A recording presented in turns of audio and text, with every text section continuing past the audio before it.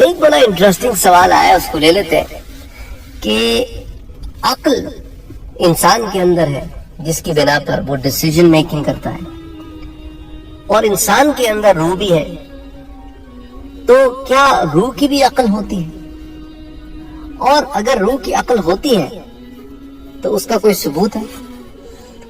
روح کی عقل ہوتی ہے، اس کا سب سے بڑا ثبوت تو یہ ہے کہ عالم ارواح میں روح نے اس بات کی تصدیق کی کہ اللہ سبحانہ و تعالی آپ ہی رب ہے اور آپ ہی کی ذات عبادت کے لائق ہے، اور یہ اقرار ہے جو عالم ارواح میں ہوا، جس کو ہم الست کے ضمن میں ذکر کر چکے ہیں پہلے، جو اللہ تعالیٰ کا فرمان ہے کہ الست بربکم، کیا میں تمہارا رب نہیں ہوں؟ قالوا بلا، تو ان سب نے کہا کہ بے شک آپ ہی ہمارے رب ہیں۔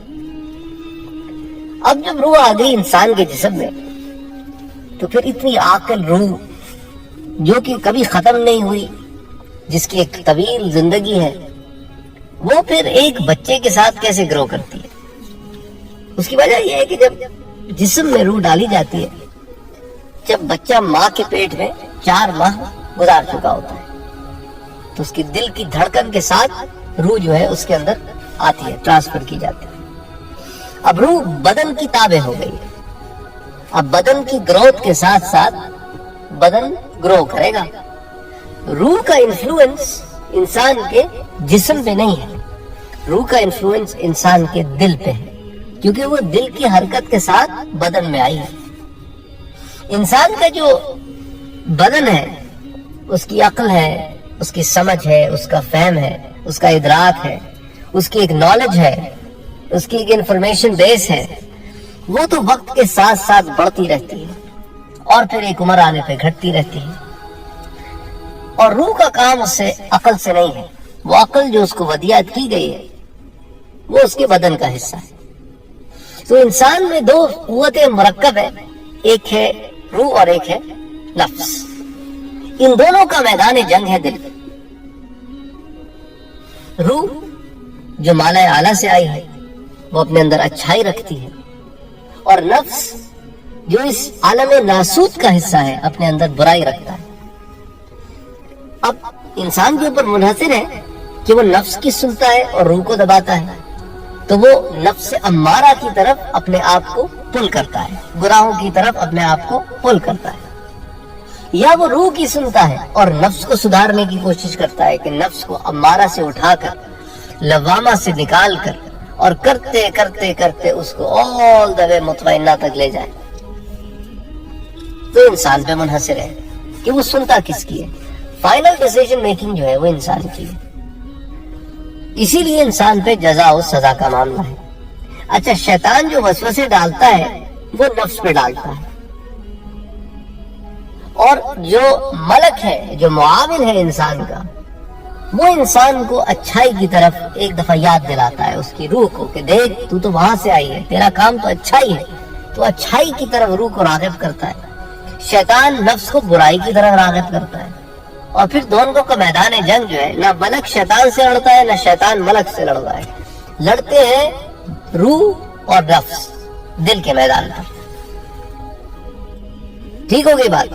اچھا، اب سوال یہ پیدا ہوتا ہے کہ ٹھیک ہے، روح جو ہے وہ بدن کی تابع ہے، اور بدن جو ہے وہ وقت کے ساتھ ساتھ ترقی بھی کرتا ہے، تنزل بھی آتا ہے، اس میں گراؤ بھی آتا ہے، لیکن سائنس کے حساب سے تو دل تو ایک ایسا ٹکڑا ہے جس کے اندر خون آتا ہے، وہ پروسیس کرتا ہے، اس کو صاف کرتا ہے، باقی بدن میں پھینکتا ہے۔ یہ تو بلڈ کو پمپ کرنے کا آلہ ہے، تو اس کا کام تو یہ ہے۔ تو پھر یہ کیا بات ہے کہ اس کے اوپر روح اور نفس کا اثر ہوتا ہے؟ اب دیکھیں نا، سائنس کی ایک فیلڈ ہے، سائنس ایک فیلڈ ہے، ہر فیلڈ کی ایک لمیٹیشنز ہوتی ہیں۔ سائنس کا تعلق ہے میٹر سے۔ میٹر نظر آتا ہے، حواس خمسہ جو 5 سینسز ہے، اس کے تھرو آپ جس چیز کو سینس کر سکتے ہیں وہ سائنس کا سبجیکٹ ہوگا۔ تو سائنس جو ہے وہ تجربات پر اور مشاہدات پر اور میٹر کے اوپر بیس کرتا ہے۔ روح اور نفس یہ مٹیریلسٹک ایلیمنٹس نہیں ہیں، یہ سائنس کا سبجیکٹ ہی نہیں ہے، یہ فلسفی کا سبجیکٹ ہے۔ تو سائنس جو ہے اس پر بات ہی نہیں کرتا، نہ روح پر بات کرے گا، نہ نفس پہ بات کرے گا، نہ ایمان پہ بات کرے گا، کیونکہ یہ سائنس کا سبجیکٹ ہی نہیں ہے. کیونکہ ان میں سے کسی بھی چیز کو آپ نہ محسوس کر سکتے ہیں تھرو یور 5 senses، نہ آپ اس کے ساتھ کوئی تجربات کر سکتے ہیں. اکارڈنگ ٹو سائنس انسان کے بدن میں ایک انرجی ہے، جب وہ نکل جاتی ہے تو بدن خالی ہو جاتا ہے. بس وہ تو ہر چیز کو انرجی مانتا ہے، انرجی سے آگے وہ سوچ نہیں سکتا. اور according to science energy change forms and energy never dies. Energy کبھی ختم نہیں ہوتی، توانائی کبھی ختم نہیں ہوتی، صرف اپنی فارمز کو چینج کرتی رہتی ہے. یہ سائنس کا فلسفہ ہے. تو سائنس کا یہ میدان ہی نہیں ہے. اب بات ہوگی کہ روح جب اس کا میدان ہی نہیں ہے تو سائنس کے تھرو ہم روح تک تو پہنچ سکتے نہیں ہیں، کیونکہ یہ عقل کا میدان ہی نہیں ہے. اچھا، اسلام کے مطابق عقل جو ہے وہ دل کی تابع ہونی چاہیے، کیونکہ عقل سرکش ہوتی ہے، دل جو ہے اس پہ لگام لگ سکتی ہے. تو اگر انسان صرف عقل کی مانے اور دل کی نہ مانے تو پھر کیا ہوتا ہے کہ انسان سرکش اور باغی ہوتا ہے، اور ہر چیز کو ریشنل گراؤنڈز کے اوپر سمجھ کر ماننے کے اوپر یقین کرتا ہے. جو چیز عقل میں نہیں آتی اس کو نہیں مانتا، جو چیز عقل میں آتی ہے بس وہی مانتا ہے.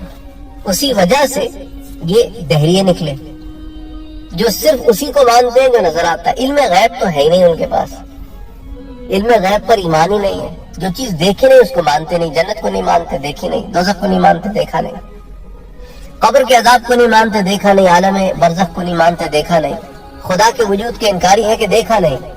انبیاء کو نہیں مانتے کیونکہ ان کی سورس آف انفارمیشن نہیں پتا، ملائکہ کو نہیں مانتے کیونکہ کبھی دیکھا نہیں، جنات کے قائل نہیں ہے کیونکہ وہ نظر نہیں آتا. تو اس طرح جو ہے سائنس کا ایک ٹوٹلی ڈفرنٹ سبجیکٹ ہے. اچھا، ایمان جو ہے وہ دل میں آتا ہے، عقل قائل ہوتی ہے لیکن ایمان کا محور دل ہے، اور دل جو ہے پھر عقل کو تابع کرتا ہے. کہ عقل جب سرکشی کرتی ہے تو اگر وہ دل کی تابع ہوگی تو دل کی طرف دیکھے گی، اور اگر دل کی تابع نہیں ہوگی تو دل کو اگنور کرے گی.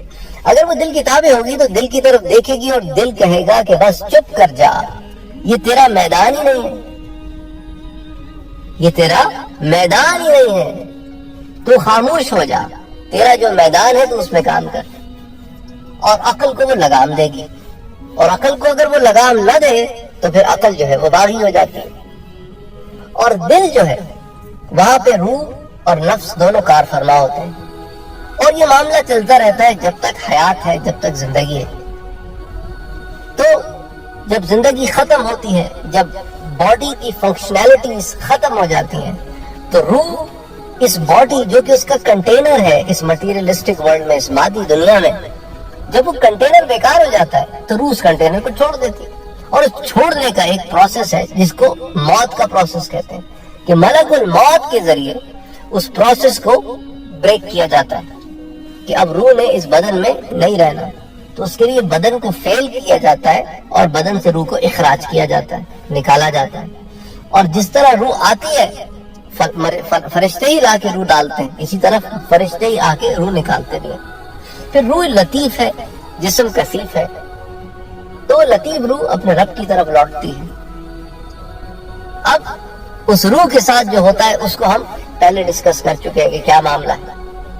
تو اب اسلام میں جو دل ہے وہ بہت امپورٹنس رکھتا ہے. صرف وہ ایک گوشت کا لوتھڑا نہیں ہے بظاہر، کیونکہ science only works on what is apparent, جو نظر آتا ہے، جو ظاہر ہے. ہمارے ہاں دل بہت کمپلیکیٹڈ اینٹیٹی ہے، اس کا ایک ظاہر ہے اور ایک اس کا باطن ہے. روح کا تعلق اس کے باطن سے ہے جو سائنس کی فیلڈ سے بڑا ماورا ہے، جو پمپنگ آف دا ہارٹ کے پروسیس سے بڑا ماورا ہے. یہ وہ جگہ ہے جہاں احساسات جنم لیتے ہیں، خیالات جنم لیتے ہیں، وسوسے جنم لیتے ہیں، خطرات جنم لیتے ہیں، ارادے جنم لیتے ہیں. دیکھیں نا، جب دل مضبوط ہو کیا مطلب ہوتا ہے؟ بھئی عقل تو فیصلہ کرتی ہے لیکن دل میں اگر جگرا نہ ہو تو عقل جو ہے وہ فیصلہ نہیں کر پاتی، صحیح متذبذب رہتی ہے، ادھر ادھر ڈولتی رہتی ہے. دل مضبوط ہو تو عقل کو ہمت بندھاتا ہے، کہتا ہے فکر نہ کر گزریں گے ہم، پھر عقل کو تابع کرتا ہے. تو ان دونوں کی ہم آہنگی اگر ہو تو انسان کے وجود میں سکون رہتا ہے. اور جہاں دل اور عقل الگ الگ ڈائریکشن میں پل ہو وہاں سٹریس کریٹ ہو جاتی ہے، جس کو آپ تناؤ کہتے ہیں اردو میں. اور اس سٹریس کی وجہ سے انسان پھر مختلف بیماریوں کا شکار ہوتا ہے، کیونکہ آپ کا پورا بدن جو ہے وہ بٹ جاتا ہے، کچھ دل کی مانتا ہے، کچھ دماغ کی مانتا ہے، تو سٹریس فیکٹر ہو جاتا ہے۔ پھر اس کو دبانے کے لیے آپ ادویات لیتے ہیں، دوائیاں لیتے ہیں، جس سے آپ کا نروس سسٹم جو ہے کام ڈاؤن ہوتا ہے، آپ اپنے احساس کو ختم کرتے ہیں اپنے ان پین کلرز کے ذریعے، ان پین کلرز کے ذریعے۔ بہرحال یہ ایک بڑا کمپلیکیٹڈ پروسیس ہے، اس کو چند الفاظ میں بیان کرنا مشکل ہے، تو اس کو آپ بس یہیں تک رکھیں، کیونکہ بات ایسی اگر ہوتی رہے گی تو شاید اس پر گھنٹوں بات ہوتی رہے گی۔